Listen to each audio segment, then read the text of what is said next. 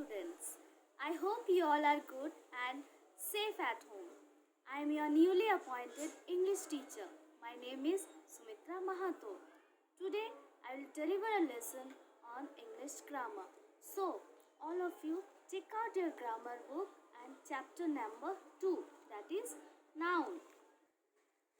In this chapter we will read about countable and uncountable nouns,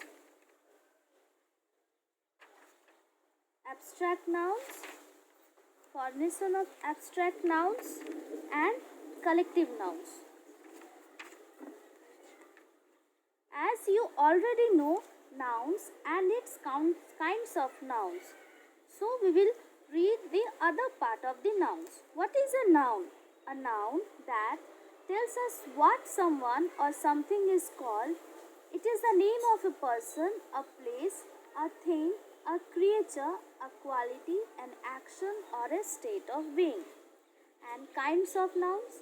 Nouns are of 5 kinds: proper nouns, common nouns, collective nouns, abstract nouns, and materials nouns.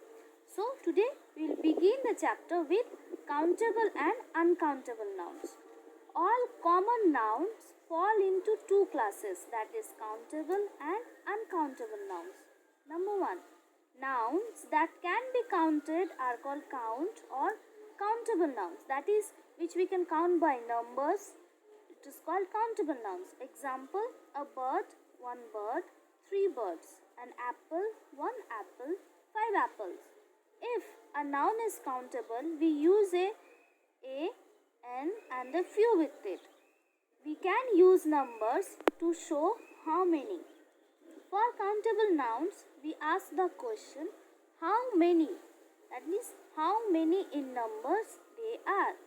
Most common nouns and collective nouns are countable.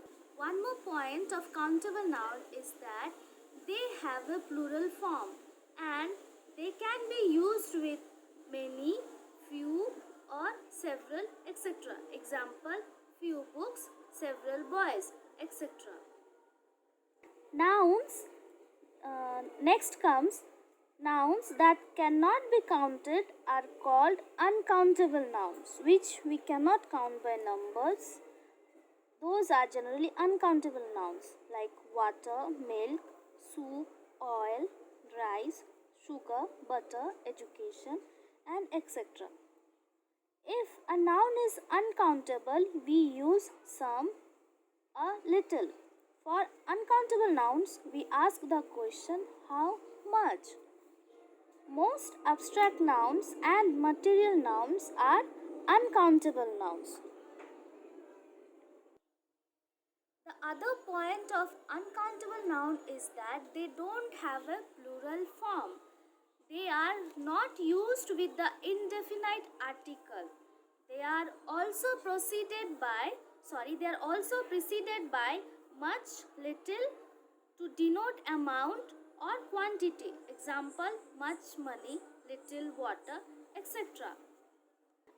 Where we want to refer to the quantity of uncountable nouns, we use values of measurement which are countable, like a glass of water, a liter of milk, a bowl of soup, a kilo of rice or sugar, a pat of 100 grams of butter, a box of matches, a loaf of bread or a slice of bread, a log of wood, a box of burfi, a ball or a spoonful of rice, a pinch of salt or turmeric.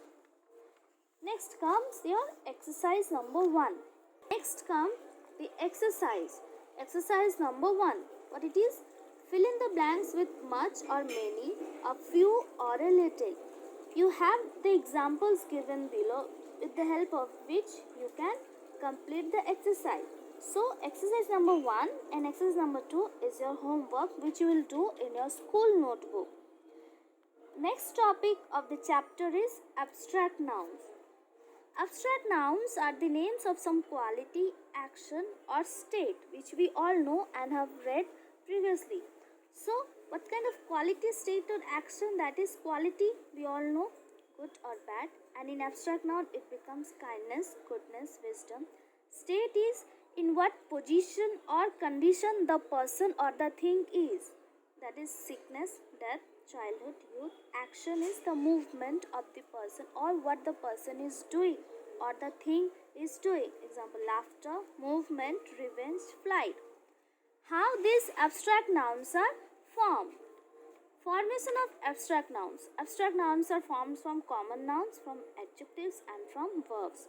From common nouns, it becomes slave to slavery, boy to boyhood, child to childhood, and fool to folly. From adjectives, abstract nouns becomes wise to wisdom, brave to bravery, beautiful to beauty, long to length. From verbs, it becomes like divide to division, choose to choice, decide to decision, see to sight. Next comes your exercise number 3. Again, which you will have to do in your school notebook. What it is? We can make abstract nouns by adding certain suffixes. Number A, by adding the suffix ship. How it will change? Like friend to friendship. Hard, if you'll add ship to it, it will become hardship. Do the other two. By adding the suffix age. From marry to marriage. From short, if you'll add age, it will become shortage. Next, by adding the suffix hood. From child to childhood, man to manhood. Next, adding suffix iron. Act, action. Attract, attraction. Similarly, you will do the other things. Similarly, you will follow the examples and you will complete the exercise.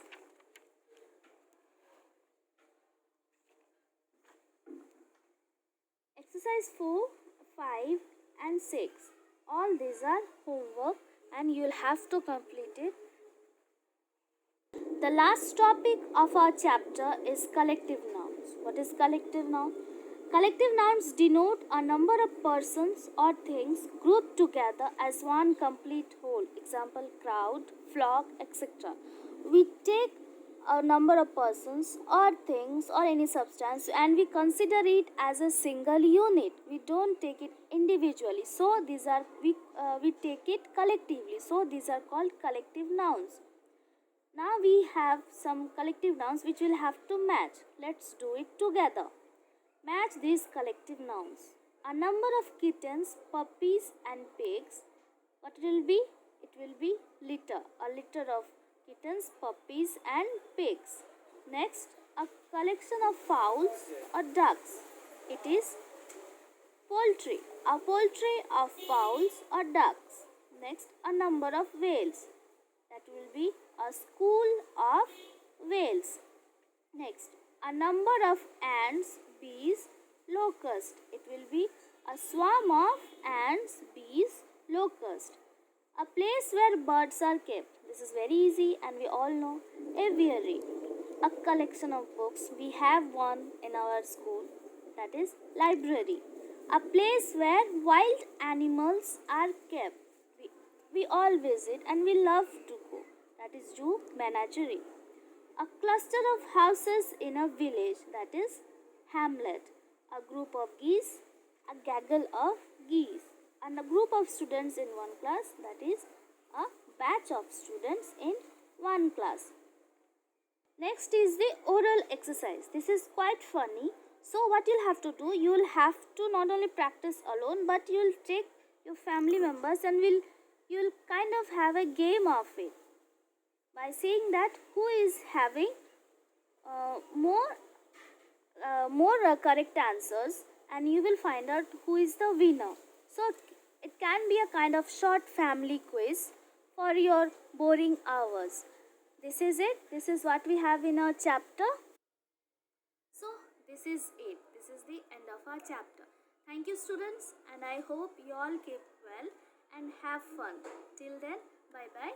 Take care.